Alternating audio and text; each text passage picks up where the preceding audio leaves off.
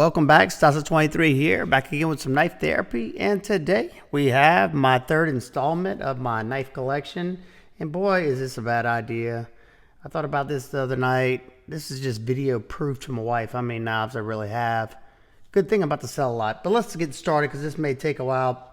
Starting up, we got some Spydercos. We have the Spyderco Spidey Chef from Marcin Schliet's design. My Anno on here. LC200N, you don't have to worry about this knife rusting on phosphor bronze. Love it. Excellent little knife. Then we have the Spyderco Yojimbo. This is a DLT exclusive in 20CV, and this tan G10. I like the Yojimbo, but this is a dedicated fighting knife. There's no ways around that. You can use it as an EDC, and it does perform pretty well as well. I've reviewed this one and the Spidey Chef. Next up is the Spyderco Capara, another DLT exclusive in CPM 20CV. It's got some aftermarket Rips Garage Tech blue jean denim micarta scales, and that allowed me to get this knife back in the pocket. It had smooth gray G10, and it was just way too slick for me to carry around. All right, we got a double for you. We have an oldie, the Spyderco Southern, one of my all-time favorite Spydercos ever. This was the first flipper from Spyderco. It's wearing some aftermarket sharp dress knives, micarta, show scale, and filler tab. MXG gear deep carry clip, which also was a game changer for this knife. Absolutely love it. Brad Southard's the man. This one's wearing my edge. And also one that I had always wanted to get and I hadn't started doing it myself is the chopped Spyderco Southern. I lusted over these for the longest time. This one was actually done by Kevin Smock, the designer of the Smock. He did a beautiful crown spine on here. This is a scale that I modified to fit this. The one he did was contoured. He also contoured the back, anodized it. I had to retap the screws here recently. But love both of these. He did this because of size restrictions in his area, and I kind of started the chop craze going on, if I remember correctly, a long time ago. That's a Southern. And now we have Spyderco Smock, same guy from that did that chop. This is a Blade HQ exclusive and CPM M4.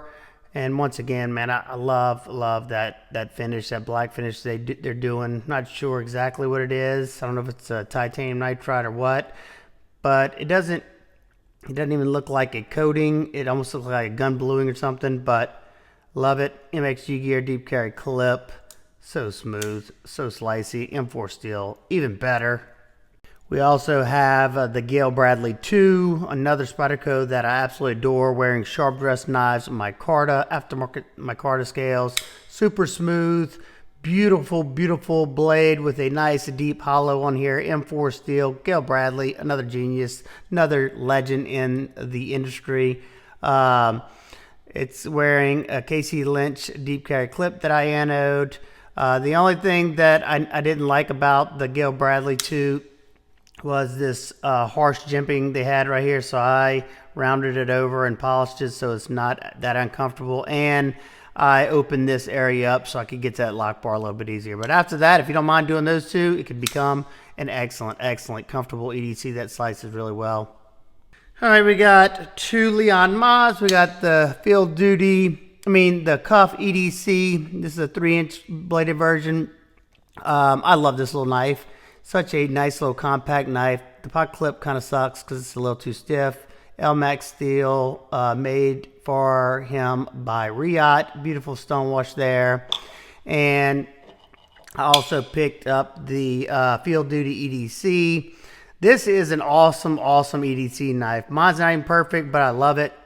Comfortable. That blade slices like nobody's business. Also an LMAX. Excellent size. They both fit their own role for sure. This is an excellent EDC. This one's an excellent backup. I carry these two a lot.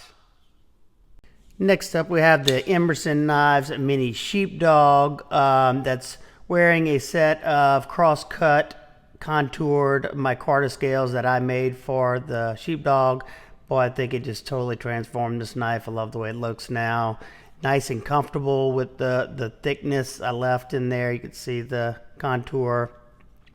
I had some issues with this little knife straight out of the box. It was having severe lock slip, and I managed to fix it after a while. It was also wearing an oversized peat gray thumb disc that really makes this knife more enjoyable to use too. This one's on bearings. There's not many Emersons that are on bearings. Excellent action. I just love that blade shape. And it's a chisel ground V-ground primary, chisel ground edge, just meaning that the edge is only sharpened on one side. You can see the bevel right there. And on this side, they just do a micro bevel to knock off the burr. Next up, another Emerson, hard one to get. This is the Emerson Mini A100. This is probably one of my favorite EDC Emersons. You get the just neutral broomstick handle. I made these OD green micarta scales, contoured. Just makes the knife super comfortable. Peat gray oversized thumb disc. For this knife, it's almost a must to have the oversized thumb disc, because if not, it's hard to deploy, in my opinion. All right, we got two Benchmades. We got the Benchmade Bug Out. This is a Smoky Mountain Knife Works exclusive in contoured G10 and M4 blade steel. This is, in my opinion, one of the best stock bug outs you can get right now. Absolutely love it. Still super lightweight, still just the same old awesome bug out, except you don't have those FRN scales that a lot of people don't like. I don't like them either. All right, we got a gold class in the house. We got the Benchmade Tengu flipper. This is a Jared Ozer design. A nice Damascus. If you hadn't seen my review, I test this and I kind of abuse it a little bit. I love this little knife.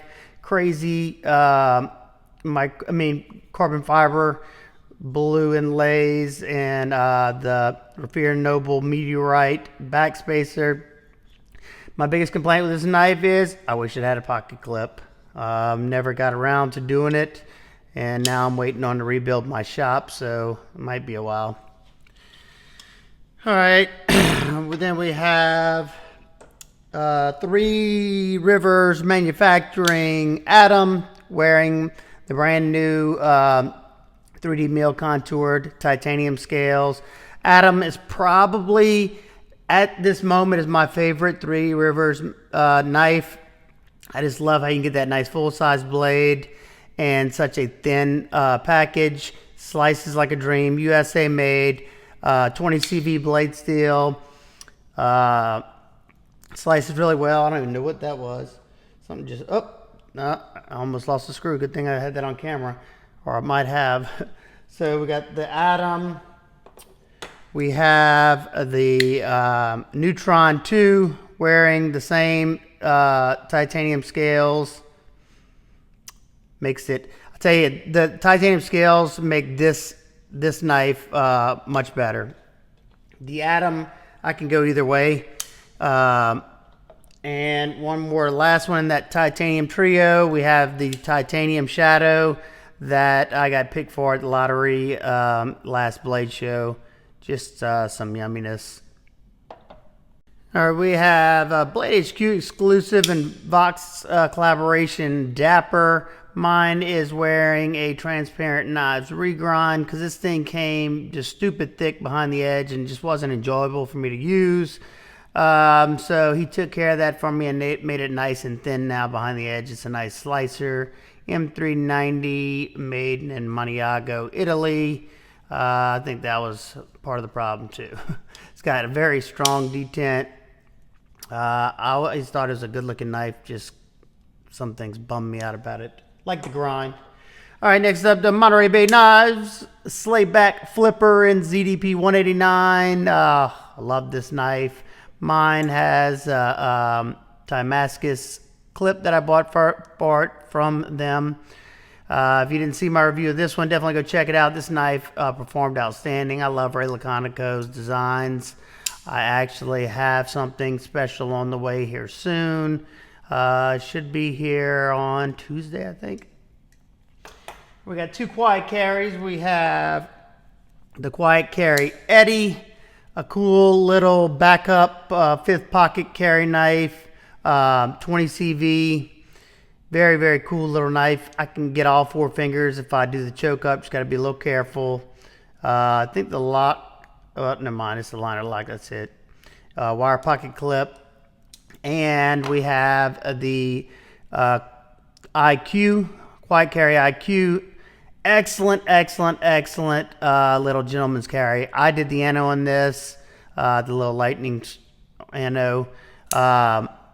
Love that blade shape. It's so compact, so lightweight, LMAX steel. And this is something I tested a long time ago. I think this is one of the first full tests. I was just doing cardboard at that time, I think, on a knife on the channel. And this knife, it felt like it cut cardboard for days. It was heat treated by Peter's Heat Treat. They do an excellent job. Definitely go check that out if you hadn't seen that review. I need to get me another one. This is a very old IQ. All right, now we got several WE knives. Starting off with the WE Knives Moat. I think this is an O-Stop Hell design, if I'm correct. Yeah, O-Stop Hell design. I love this little knife. I just wish they would have made a little bit bigger of a version. It's a tiny knife, pretty much a 3.5 finger grip for me. Excellent little slicer, good action. It's got a strange backspacer on there. This is an older one. I reviewed this a long time ago, so go check it out if you hadn't seen that. Next, the WE Knives Thug. This is the Matt Christensen collaboration. I think it's a beautiful knife, and Matt messaged me the other day, and he's got an XL version of this coming out. I think it's actually coming out through Civivi, if I remember correctly, but that'll definitely be cool. I saw the renderings of it, and it looked like something I would want to check out. What do y'all think about that? Would y'all pick one up? Stupid smooth, 20 CV blade steel, comfortable. It's a smaller knife as well. And I'm not a big recurve fan, but at least it's not a huge recurve. One of my favorite WEs to date still, that is a collaboration, Black Void Opus, collaboration with Justin Lundquist. I just think it's such a slick design. I know a lot of people got turned off because this is a chisel ground knife. You can see the bevel is on this side, and there you go. If you can look at it down there, you can see the bevel only on one side, which didn't bother me really, but it seemed to bother enough people that they came back out with the knife that was V-ground. I don't know how well that did, but I just like the sleek nature of it. Justin's a nice, very nice dude. Front flipper if you like that. I don't know. I just think it's an elegant looking knife that didn't seem like it got enough traction. It's the Black Void Opus. All right, we got the in-house designs, whatever, limited runs, whatever that means for them. But we got the WE Knives Fornix with that harpoon blade shape. Comfortable knife. This thing has an incredible action. I think it's because that elongated hole, and then that flipping action is outstanding on here. I don't love the pocket clips on these, and I don't know. I don't know if this is a knife that'll stay in the collection or not, but we'll see. We have another in-house design. That is the WE Knives Upshot. I enjoyed this one a little bit more. That blade shape was just a little bit more aesthetically pleasing to me. They had that same pocket clip. They did, like, they tried to do a cracked ice finish on it, but I don't know, it looks kind of funky. Excellent slicer, just like the last one I just showed. Good action on this one. It's a WE Upshot. Popular one for them is the WE Knives Mini Busker. What is it? I can't. This is Ethnic Tan collaboration. He's very, very sought after. His customs go for ridiculous amounts of money. Excellent action on this knife. Came like this, and they had a black version. His deal is everything has to be symmetrical, and it took him a while to get this collaboration done, but very cool knife. You can still pick these up here and there. All right, a regular Conoco collaboration, the We Spirit. Picked this one up at Blade Show this year. This was a prototype. Another knife that I didn't think got enough traction. I definitely love this just as much as that Black Void Opus. They had it in this blasted stone wash with the carbon fiber, or you could get it in orange peeled all titanium with a satin blade. Such a comfortable knife, such a slicey knife. Check out my review of this one. Love Ray Laconico's designs. Very, very cool. All right, this next one, I still don't know the name of it. I'd seen it a long time ago, but couldn't find it anywhere. This is another prototype. This is a design collaboration with custom knife maker Alan Elishwitz. And as you see, prototype right there. Very cool knife. I don't know when these are supposed to come out. Excellent, excellent action on this knife. You can spidey flick it with the fullers right here. And I just overall, I like the design. I like a lot of Elishwitz's design language. So there you go. That's the We Knives, whatever. All right, we have a few Protects. We have the Protect SNG. This is the one with the crazy fiber and the mother of pearl inlay. This one has to go back for some warranty work here soon because, yep, as you can see, watch. Yep, it's not locking up. They said they would have to fix it personally. I tried a few things. Every once in a while, it'll lock up, but 9 out of 10, it's not gonna.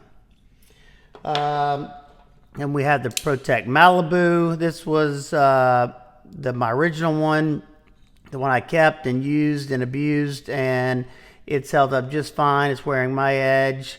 Malibu is an excellent EDC.